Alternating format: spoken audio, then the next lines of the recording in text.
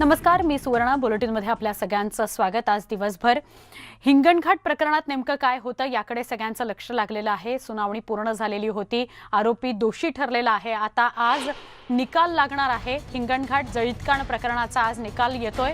या प्रकरणी सुनावणीला सुरुवात झालेली आहे।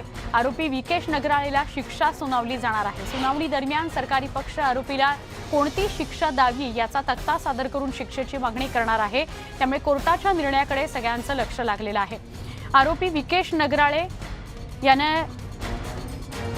पार्ट टाइम प्राध्यापिका असलेल्या आणि कॉलेजला जात असताना तिच्यावर पेट्रोल टाकून तिला जाळून टाकलं होतं। 3 तारखेला पीडितेवर हल्ला झाला, 2 वर्षापूर्वीची घटना आहे आणि 10 तारखेला तिचा मृत्यू झाला। 2020 मध्ये घडलेली ही घटना। लॉकडाऊनमुळे, कोरोनामुळे या सुनावणीला वेळ लागला।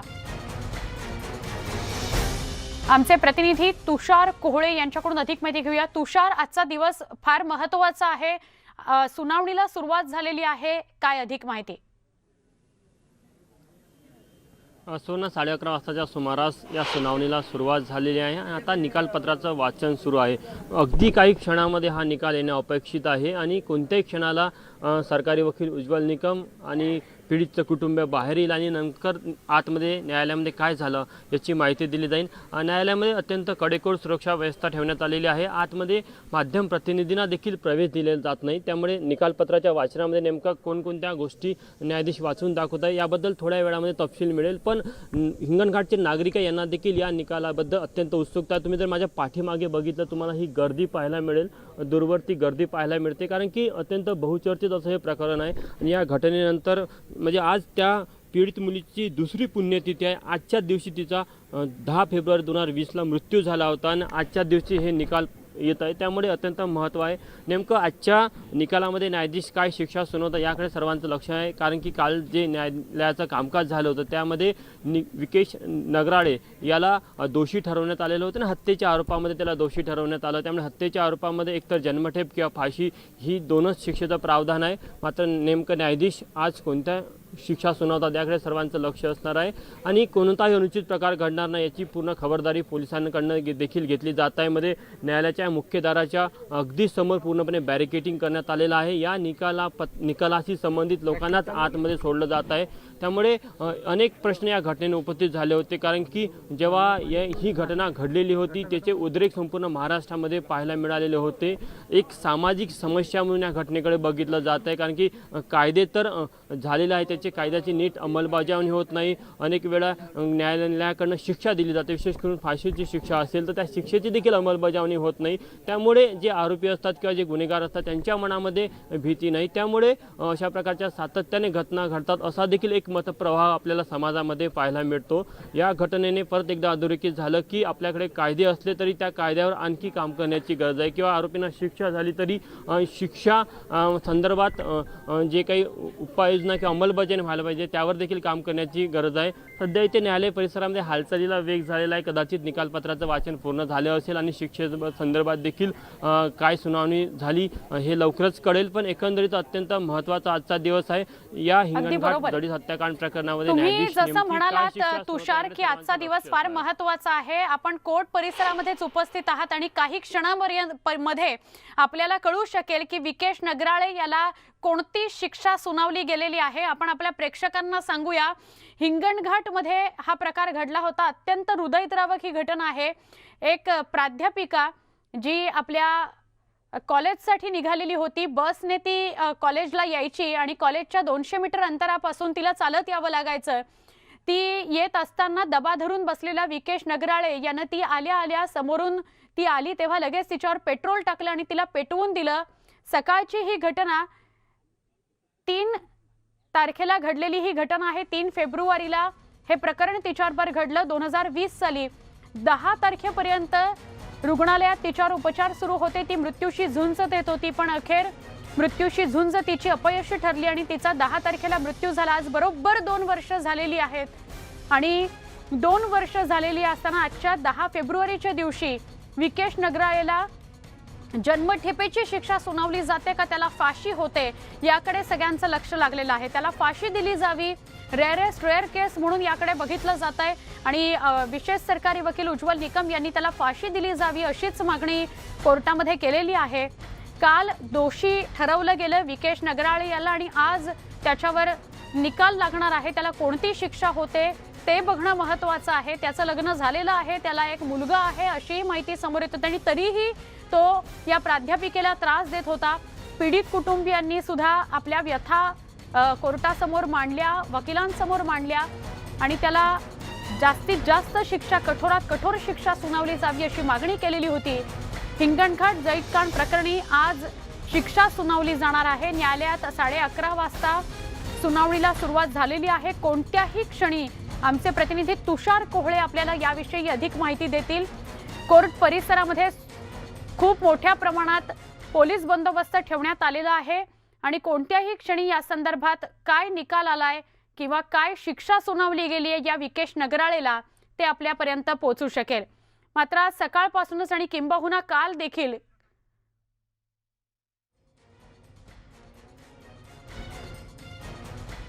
या परिसरामध्ये खूप मोठा बंदोबस्त ठेवण्यात आलेला होता. आपण याविषयीचे सगळे अपडेट्स घेत राहणार आहोत.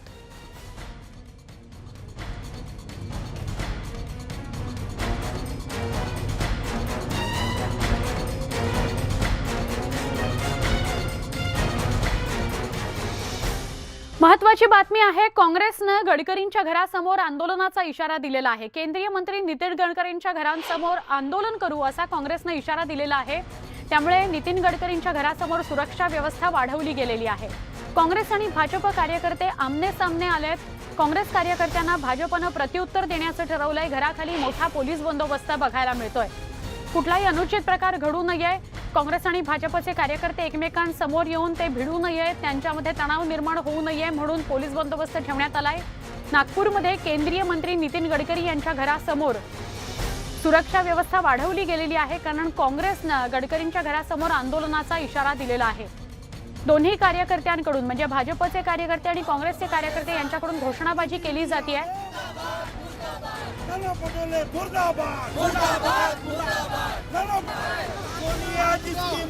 नाना पटोले मुर्दाबादच्या घोषणा दिल्या जात आहेत भाजपकडून आणि काँग्रेस सुद्धा आक्रमक झालेली आहे.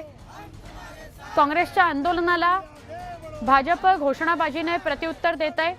पण या सगळ्या पार्श्वभूमीवर नितीन गडकरींच्या नागपूरच्या घराखाली बंदोबस्त वाढवला गेलेला आहे.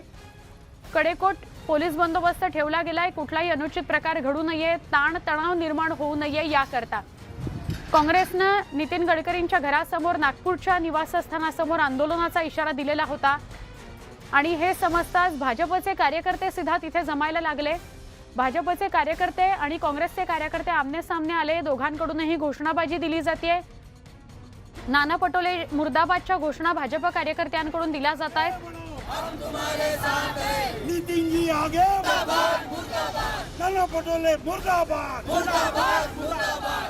आंदोलनावरून भाजप आणि काँग्रेस आमने सामने आलेली आहे.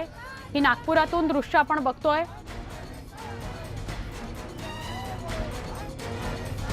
नागपुरात केंद्रीय मंत्री नितीन गडकरींच्या घरासमोर काँग्रेसनं आंदोलन करण्याचा इशारा दिलेला होता. त्यामुळे भाजप कार्यकर्ते सुद्धा गडकरींच्या घराखाली जमायला सुरुवात झाली आणि काँग्रेस आणि भाजपचे कार्यकर्ते आमने सामने आले.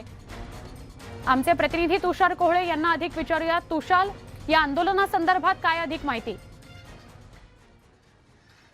असो, सध्याच्या परिस्थितीमध्ये ती अत्यंत आक्रमक परिस्थिती पाहायला मिळते. दोन्ही बाजूने कार्यकर्ते आक्रमक झालेले आहे. भाजपचे कार्यकर्ते असो किंवा काँग्रेसचे कार्यकर्ते आक्रमक झालेले आहे. काल नाना पटोले यांच्या कॉलनंतर काँग्रेसने केंद्रीय मंत्री नितीन गडकरी यांच्या रॅडिसन हॉटेलच्या बाजूला असलेल्या निवासस्थानासमोर आंदोलन करण्याचा निर्णय घेतलेला होता आणि त्या पार्श्वभूमीवर भाजपचे कार्यकर्ते देखील आक्रमक झाले होते. त्यांनी सकाळी 9 वाजतापासून तिथे जमायला सुरुवात केली होती आणि काँग्रेसच्या कार्यकर्त्यांना तिथे आंदोलन करू देणार नाही अशी भूमिका भाजपने घेतलेली होती। जेव्हा 12 वाजताच्या सुमारास या आंदोलनाला सुरुवात झाली तेव्हा एकीकडे काँग्रेसचे कार्यकर्ते तर दुसरीकडे भाजपचे कार्यकर्ते असे चित्र आपल्याला तिथे सध्या तरी पाहायला मिळत आहे। या पार्श्वभूमीवर पोलिसांनी देखील कडक बंदोबस्त ठेवलेला होता। मात्र कार्यकर्त्यांची संख्या ही शेकडोच्या संख्येमध्ये आहे, त्यामुळे पोलिसांचा जो फौजफाटा सुरुवातीला कमी पडला। सध्याच्या परिस्थितीमध्ये अत्यंत दोन्ही बाजूचं चित्र जर का बघितलं तर आक्रमक आहे। तिथे गोंधळाची परिस्थिती निर्माण झालेली आहे। पोलीस या संपूर्ण परिस्थितीला नियंत्रित करण्याचा प्रयत्न करत आहे। पण एक गोष्ट निश्चित आहे की कालपासून जे आंदोलनाचा कॉल होता आणि अशा प्रकारचं आंदोलन होईल याची कल्पना नागपूर पोलिसांना देखील होती। मात्र एकाएक दोन्ही बाजूने कार्यकर्ते समोरासमोर आले, त्यामुळे थोडी कायदा सुव्यवस्थेची परिस्थिती निर्माण झालेली आहे। सध्या परिस्थितीवर पोलीस लक्ष ठेवून आहे आणि ही संपूर्ण परिस्थिती नियंत्रणामध्ये करण्याचा पोलिसांकडून प्रयत्न केला जात आहे। नक्की, पण काँग्रेस इतकी आक्रमक का झाली याविषयी पुन्हा एकदा सांगाल का? कशा करता नितीन गडकरींच्या घरासमोर आंदोलन सुरू होतं? भाजपला ही माहिती कळल्यावर भाजप काँग्रेस आमने सामने कशी आली? पंतप्रधान नरेंद्र मोदी यांनी जेव्हा संसदेमध्ये लोकसभेमध्ये भाषण दिलं, त्या भाषणामध्ये त्यांनी असं म्हटलं होतं की देशामध्ये जो कोरोना पसरला याला महाराष्ट्र काँग्रेस जबाबदार आहे, कारण की त्यांनी ट्रेन भरू उत्तर प्रदेश बिहार येथे पाठवलं होतं। त्यामुळे मग एक प्रकारे काँग्रेस आक्रमक झाली। महाराष्ट्र प्रदेश काँग्रेस अध्यक्ष नाना पटोले यांनी आक्रमक भूमिका घेतली की पंतप्रधान नरेंद्र मोदी हे खोटं बोलत आहे आणि महाराष्ट्राची बदनामी करत आहे। त्यामुळेच प्रदेश अध्यक्ष नाना पटोले यांनी सर्व कार्यकर्त्यांना कॉल दिलेला होता की जिथे जिथे भाजपचं कार्यालय आहे त्या भाजपच्या कार्यालयासमोर जाऊन आंदोलन करायचं, आपल्याला संपूर्ण गोष्टीचा निषेध करायचा। आणि त्याच पार्श्वभूमीवर मग केंद्रीय मंत्री नितीन गडकरी यांच्या घरासमोर देखील आंदोलन करण्याचा निर्णय शहर काँग्रेसने घेतलेला होता। शहर काँग्रेस अध्यक्ष विकास ठाकरे यांच्या नेतृत्वामध्ये हे आंदोलन होणार होतं आणि 12 वाजताच्या वेळ होती त्या आंदोलनाची। मात्र या आंदोलनाची माहिती जेव्हा भाजपच्या कार्यकर्त्यांना, भाजपच्या नेत्यांना कळली तेव्हा त्यांनी लगेच सकाळलाच त्याआधी 9 वाजता तिथे जमायला सुरुवात केली आणि काँग्रेसच्या कार्यकर्त्यांना, नेत्यांना कोणत्याही परिस्थितीमध्ये केंद्रीय मंत्री नितीन गडकरी यांच्या घराच्या समोर आंदोलन करू दिलं जाणार नाही अशी भूमिका ही भाजपच्या नेत्यांनी, कार्यकर्त्यांनी घेतली। त्यामुळे मग जेव्हा 12 वाजताच्या सुमारास काँग्रेसचे कार्यकर्ते तिथे आंदोलन करायला आंदोलनस्थळी पोहोचले, त्यानंतर मग दोन्ही बाजूचे कार्यकर्ते हे समोरासमोर आले। नंतर मग थोड्या वेळामध्येच अत्यंत तणावाची परिस्थिती तिथे पाहायला मिळते। सध्याही तिथे तणावाची परिस्थिती आहे, दोन्ही बाजूने घोषणाबाजी केली जात आहे। पोलीस या संपूर्ण परिस्थितीवर लक्ष ठेवून आणि परिस्थिती नियंत्रित करण्याचा प्रयत्न करत आहे। नक्की, धन्यवाद ही माहिती दिल्याबद्दल। तुषार कोहळे दूरध्वनीवरून आपल्या सोबत होते। ही परिस्थिती आपण बघतोय, नितीन गडकरींच्या नागपूरच्या घरासमोरची ही परिस्थिती आहे। काँग्रेसचे कार्यकर्ते आक्रमक झालेले आहेत आणि दुसरीकडे त्यांना रोखण्याकरता किंवा त्यांना प्रत्युत्तर देण्याकरता भाजपचे कार्यकर्ते सुद्धा तिथे जमले आणि समोरासमोर हे दोन्ही कार्यकर्ते आल्यामुळे थोडी तणावाची परिस्थिती, गोंधळाची परिस्थिती निर्माण झालेली आहे। त्याचबरोबर घोषणाबाजी केली जाते। नाना पटोले मुर्दाबादच्या घोषणा दिल्या जात आहेत। नितीन गडकरी तुम आगे बढ़ो हम तुम्हारे साथ हेच्या घोषणा भाजपकडून दिल्या जात आहेत। तर काँग्रेस सुद्धा आक्रमक झाली आहे आणि केंद्र सरकारच्या विरोधात घोषणाबाजी करत आहे। तुषार कोहळे आपल्या सोबत आहेतच। तुषार, भाजपचे कार्यकर्ते सुद्धा आक्रमक दिसत आहेत आणि पोलिसांना त्यांना रोखताना चांगला ताण निर्माण होतोय, हे आपण या दृश्यांमध्ये बघतोय। लोक सुद्धा जमायला लागली आहेत। हे सगळं काय सुरू आहे बघण्याकरता काय सांगाल? सुवर्ण, जर का बघायचं झालं तर दोन्ही बाजूने आक्रमक भूमिका घेतली जात आहे। काँग्रेसची बाजू असो किंवा भाजपची बाजू असो, भाजपच्या कार्यकर्त्यांनी पहिलेच ठरवलं होतं की काँग्रेसच्या कार्यकर्त्यांना केंद्रीय मंत्री नितीन गडकरी यांच्या घराच्या बाजूला आंदोलन करू दिलं जाणार नाही आणि काँग्रेसचे कार्यकर्ते हे नितीन गडकरी यांच्या घराच्या समोर आंदोलन करण्यावर ठाम होते। त्यामुळे दोन्ही बाजूचे कार्यकर्ते आक्रमक असल्यामुळे काहीसं तणावाचं वातावरण आपल्याला तिथे पाहायला मिळत आहे। पोलीस सकाळपासून या संपूर्ण परिसरामध्ये पोलिसांनी बंदोबस्त वाढवला होता। कोणताही अनुचित प्रकार घडणार नाही याची पूर्ण खबरदारी पोलिसांकडून घेतली जात होती। मात्र एकाएक दोन्ही बाजूने कार्यकर्ते समोरासमोर आले, त्यामुळे कायदा सुव्यवस्थेचा हा प्रश्न निर्माण झालेला आहे आणि निश्चितच आणखी तणावाचं वातावरण अजूनही तिथे दोन्ही बाजूने कार्यकर्ते येत आहे। शहरातल्या वेगवेगळ्या भागामधनं भाजपचे कार्यकर्ते असो किंवा काँग्रेसचे कार्यकर्ते असो आपल्या कार्यकर्त्यांना बोलवत आहे, कारण की दोन्ही बाजूची संख्या वाढवण्याचा प्रयत्न कार्यकर्त्यांकडून, नेत्यांकडून केला जात आहे। त्यामुळे परिस्थिती चिघळणार नाही याचा पुरेपूर प्रयत्न नागपूर पोलीस करत आहे। पण सध्याच्या परिस्थितीमध्ये तिथे तणावाचं वातावरण आपल्याला पाहायला मिळत आहे। नक्की, धन्यवाद सविस्तर माहिती दिल्याबद्दल तुषार।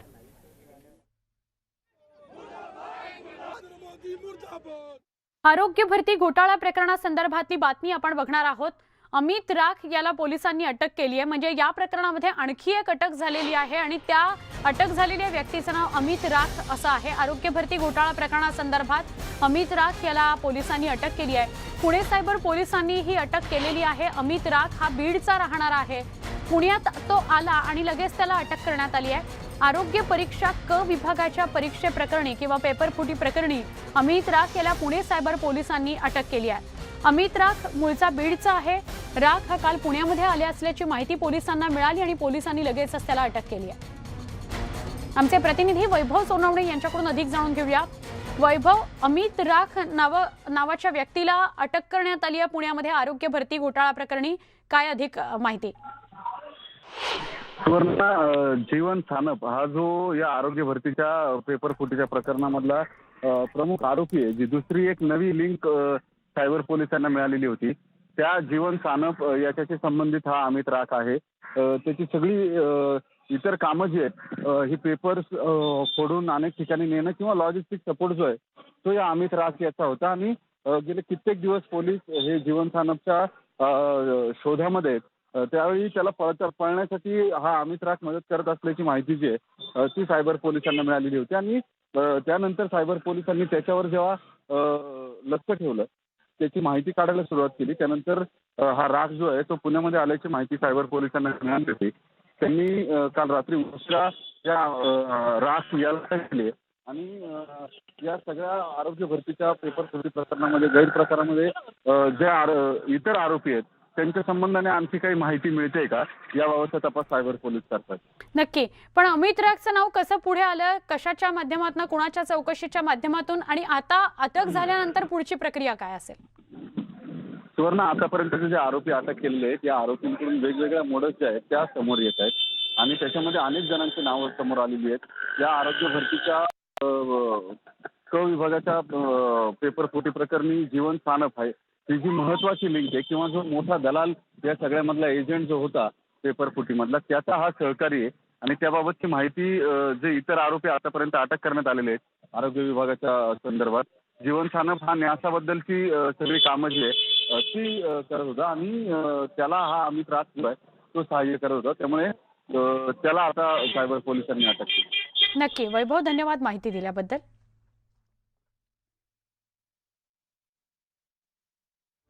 इथे एक छोटा बुलेटिनमध्ये पुन्हा एकदा स्वागत। राष्ट्रवादी काँग्रेसचे नेते आणि मंत्री नवाब मलिक हे गोव्यामध्ये हंग विधानसभा होणार आहे। हिजाबच्या प्रकरणावरून धार्मिक तेढ निर्माण करण्याचं काम करत आहेत। भाजप सरकार हिजाबवरून लहान मुलांमध्ये जास्तीत जास्त विष पेरण्याचं काम करत असल्याचा आरोप राष्ट्रवादी काँग्रेसचे प्रवक्ते नवाब मलिक यांनी केली आहे। आदित्य ठाकरे यांची भूमिका चांगली आहे। हिजाबच्या निर्णयावर आदित्य ठाकरे बरोबर आहेत। पसंतीनुसार कपडे घालण्याचा अधिकार प्रत्येक व्यक्तीला आहे। हिजाबवर महाराष्ट्र आंदोलनाला बंदी घातली नाही। नवाब मलिक यांच्याशी या सगळ्या संदर्भात आमचे प्रतिनिधी विनोद राठोड यांनी संवाद साधला।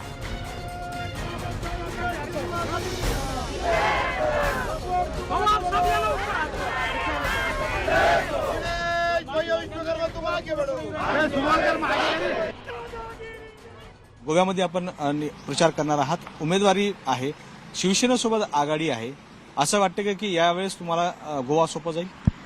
हे बघा, असं आहे की एकंदरीत गोव्यामध्ये शिवसेना राष्ट्रवादी काँग्रेस पक्षाची आघाडी करून राष्ट्रवादी काँग्रेस पार्टी हे 13 जागेवर निवडणुका लढत आहे। याआधी प्रत्येक वेळी गोवा विधानसभेमध्ये आमचे आमदार राहिलेले, या राज्यामध्ये आमचे उपमुख्यमंत्री राहिले, काँग्रेससोबत बरेच काल म्हणजे जवळपास 15 वर्ष आम्ही सत्तेत राहिलो।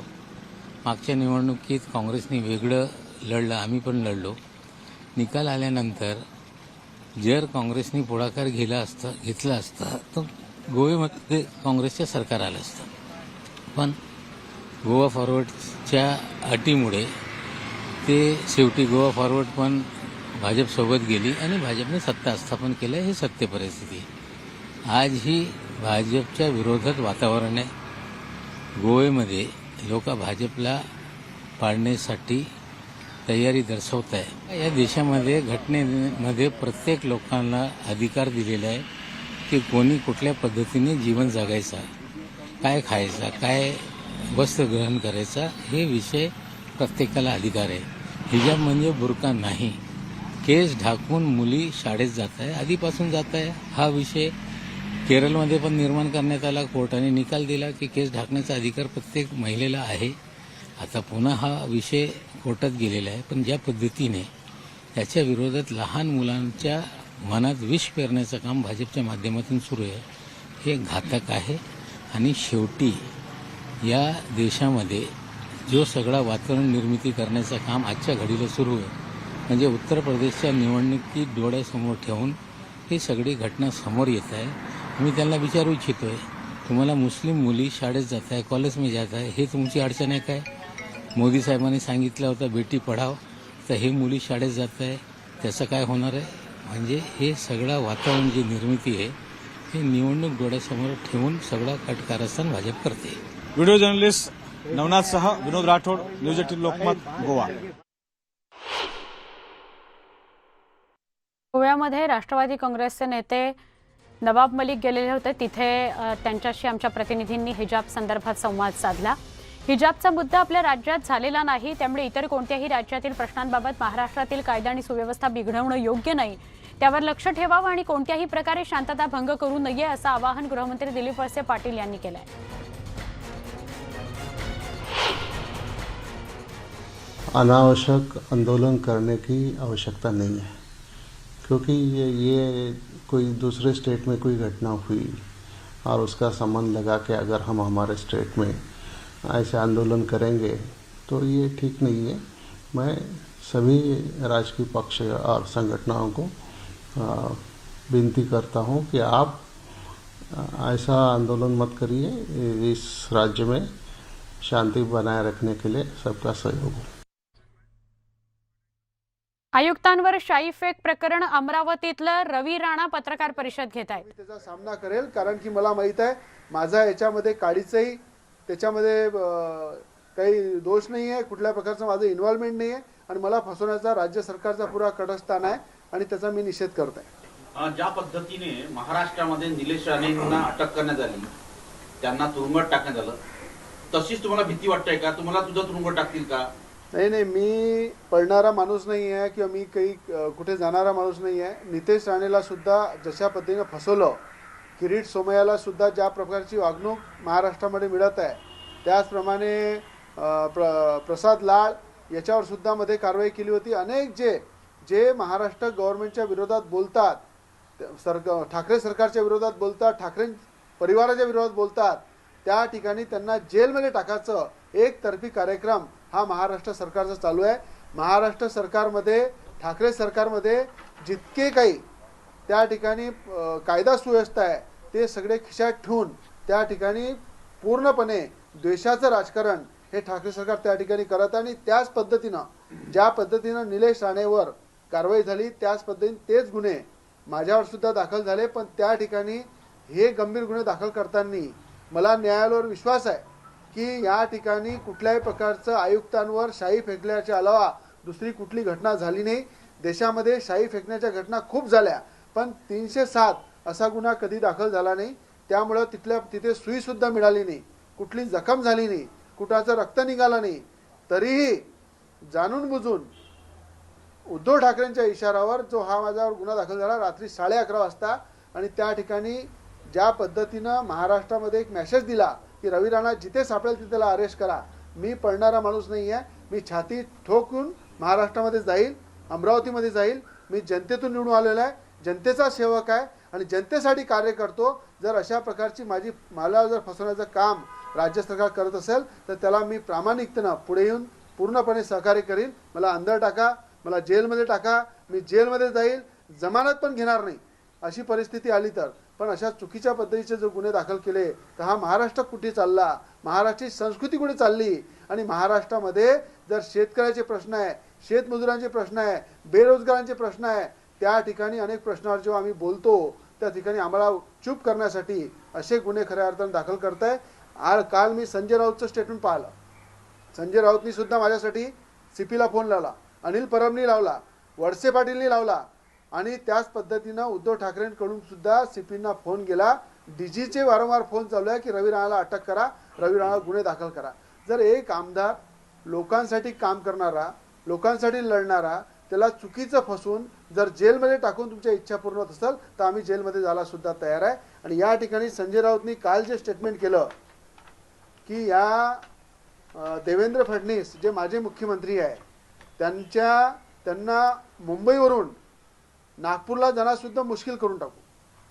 जर अशा प्रकारच्या धमक्या देवेंद्र फडणवीसला जर संजय राऊत देत असेल तर माझं म्हणणं आहे उद्धव ठाकरेमध्ये जर हिंमत असेल तर संजय राऊतवर सुद्धा 506ची कलम दाखल करा आणि त्याच्यावर सुद्धा कारवाई झाली पाहिजे.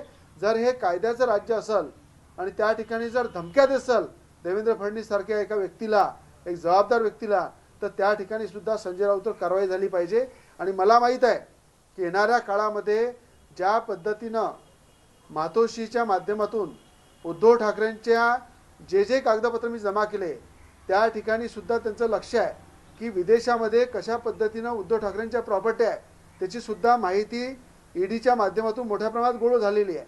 आणि येणाऱ्या काळामध्ये मला असं वाटतं की उद्धव ठाकरेंच्या प्रॉपर्ट्या, अनिल परबची प्रॉपर्टी, ज्या पद्धतीनं ज्या ठिकाणी गुंतवणूक केली आहे त्याचं मटेरियलसुद्धा जमा झालेलं आहे. आणि येणाऱ्या काळात माझ्याकडे जे माहिती आहे ते सुद्धा मी ईडीला देणार आहे. कारण की मागच्या वेळेस ज्या पद्धतीनं कुठेतरी दबाव आणून कुठेतरी त्या कारवाईवर ब्रेक झालं होतं, पण मला असं वाटतं की आज जे महाराष्ट्राचं वातावरण बिघडलं आहे त्या ठिकाणी या लोकांचे सुद्धा घोटाळे बाहेर निघाले पाहिजे आणि कारवाई झाली पाहिजे अशा मताचा मी आहे. नाही, तुम्ही जे आरोप करता त्याप्रमाणे मुख्यमंत्र्यांपासून अमरावतीच्या पालकमंत्र्यांपर्यंत आणि त्याचबरोबर पोलीस अधिकारी या सगळ्यामध्ये सामील आहेत असा तुमचा आरोप आहे.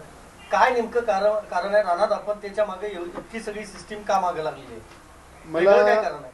मला ज्या पद्धतीनं पाहिलं की राज्याच्या प्रश्नासाठी, राज्याच्या सर्वसामान्य जनतेसाठी आम्ही लढतो, त्या ठिकाणी महाराष्ट्रामध्ये अनेक विषय सरकारच्या विरोधात जर सरकार काम करत नाही आहे, सरकारचं दुर्लक्ष आहे, सरकार मुख्यमंत्री स्वतः 2-2 वर्षापासून विदर्भामध्ये पाय ठेवला नाही आहे, अनेक बेरोजगारांचे, शेतकऱ्यांचे, सर्वसामान्य शेतकऱ्यांच्या वीज पंपाचे कनेक्शन कापणं चालू आहे. अनेक विषयावर आम्ही जेव्हा बोलतो, पार्लमेंटमध्ये नवनीत राणा बोलतात, नवनीत राणाला सुद्धा काल या केसमध्ये अडकवण्याचा प्रयत्न चालू होता, पण अनायसे त्या पार्लमेंटमध्ये बसल्या होत्या आणि पार्लमेंटमध्ये बसल्या असताना ते करू शकले नाही.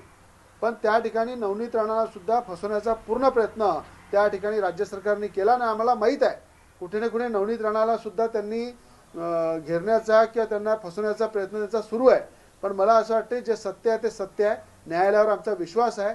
जे काही राज्य सरकारला करायचं आहे इनलिगल कायदा खिशामध्ये ठेवून त्या कायद्याचा दुरुपयोग जर करायचा आहे, त्या ठिकाणी पोलिसांचा आधार घेऊन आम्हाला जेलमध्ये टाकायचं आहे तर आम्ही दोघेही जेलमध्ये जायला तयार आहे. पण आम्ही कुठेही सत्तेपासून दूर पडणार नाही. जे सत्य त्या समोर ठेवू आणि ज्या क्षणी जनतेवर समस्या येईल त्या संदर्भात सरकारच्या विरोधात लढत राहू. कोणाच्या इशाऱ्यावरती करणारे जे लोक होते की नव्हते? तुमचे कार्यकर्ते होते? माझं म्हणणं असं आहे की प्रत्येक पक्षामध्ये शिवभक्त आहे. जर आज शिवसेनेच्या लोकांनी अनेक आंदोलन केले, अनेक लोकांवर शाई फेकली, अनेक लोकांच्या कॅबिनमध्ये त्यांना बंद केलं, तर उद्धव ठाकरेंवर केस दाखल नाही झाली. जर कार्यकर्ता जर एखादं आंदोलन करत आहे त्या ठिकाणी शाई फेकत आहे तर त्यामध्ये जर रवी राणा, नवनीत राणा जर अटकवत आहे तर मला असं वाटतं शूट बुद्धीचं राजकारण आहे आणि सगळं राजकारण उद्धव ठाकरेंच्या इशाऱ्यावर सुरू आहे.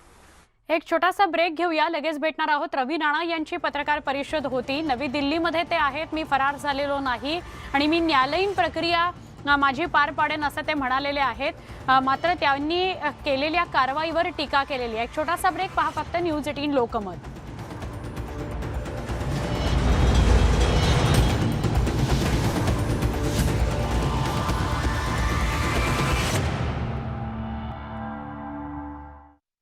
बुलेटिनमध्ये स्वागत. पुणे महानगरपालिकेच्या कार्यालय परिसरात माजी खासदार सोमय्या यांना करण्यात आलेल्या धक्काबुक्कीच्या मुद्द्यावर भाजपच्या शिष्टमंडळाने केंद्रीय गृहसचिवांची आज भेट घेतली. या शिष्टमंडळामध्ये मनोज कोटक, गिरीश बापट, रक्षा खडसे आणि गोपाळ शेट्टींचा समावेश आहे. झेड सुरक्षा असतानाही हल्ला झाला. पोलीस आयुक्तांची चौकशी व्हायला पाहिजे अशी मागणी यावेळी करण्यात आली, कारण पोलिसांनी कुठलीही कारवाई केली नाही असं म्हणणं आहे किरीट सोमय्या यांचं.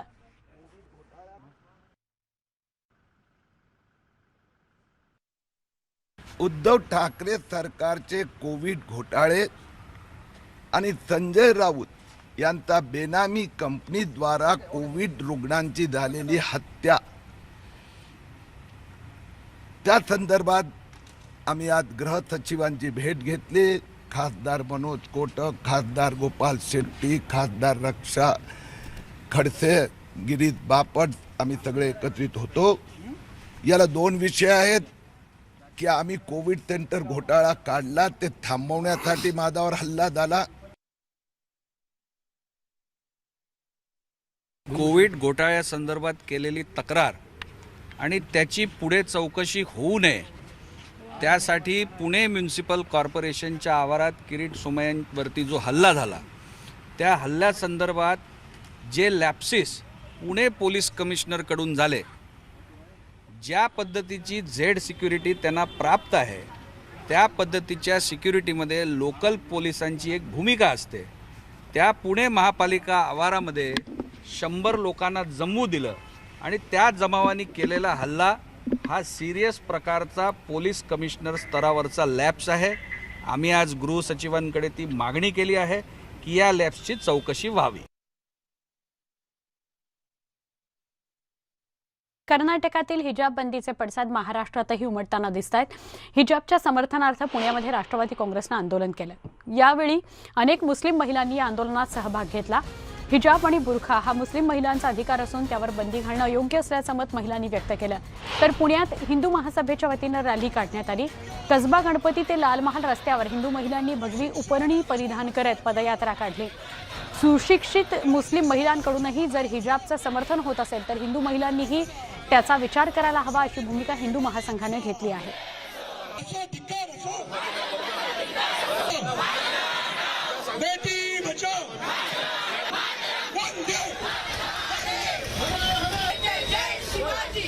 ही 2 दृश्य एका बाजूला आम्ही तुम्हाला दाखवतोय. पुण्यातलीच ही दोन्ही दृश्य आहेत.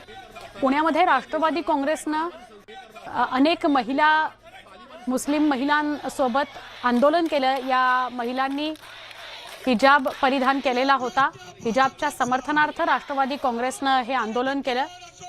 ही पुण्यातली दृश्य आणि दुसरीकडे पुण्यामध्येच हिंदू महासभेनं आंदोलन केलं. खूप मोठ्या संख्येने हिंदू महासभेच्या महिला एकत्र आलेल्या होत्या. भगवी उपरणी त्यांनी घातली आणि हे आंदोलन करण्यात आलं.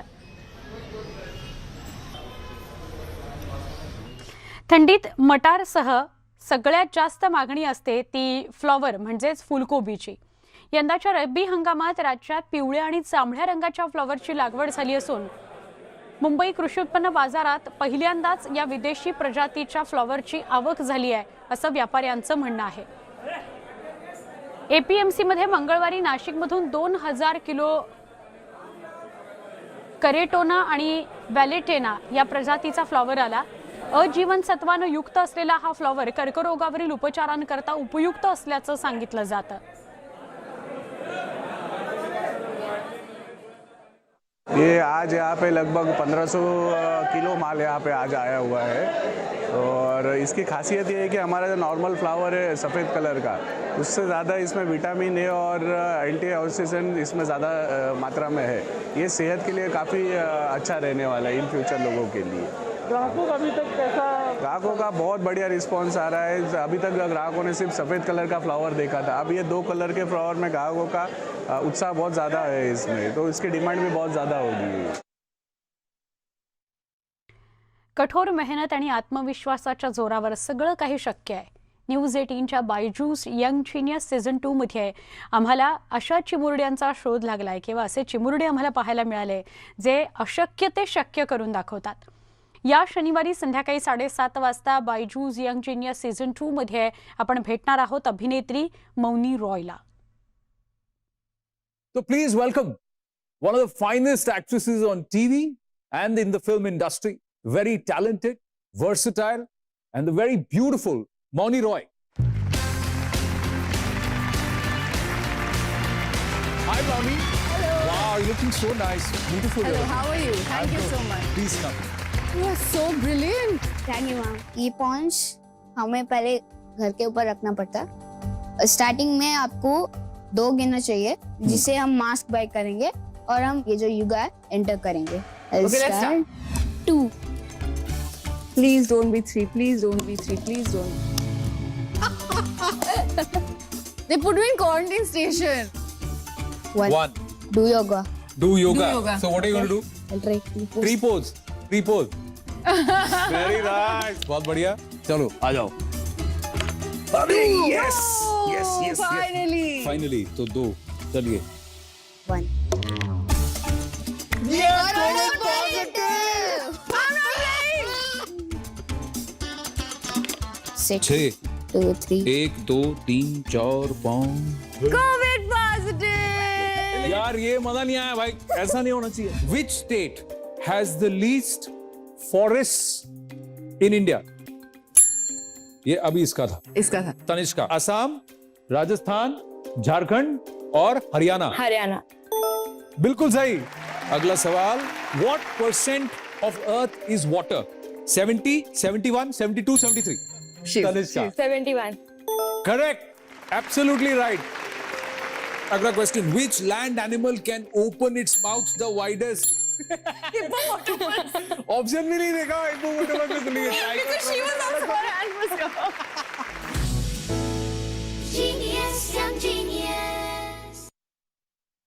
बायजूस जीनियस यंग जीनियस बायजूसचा सीझन 2 हा पाहायला विसरू नका येत्या शनिवारी न्यूज 18 नेटवर्कवर.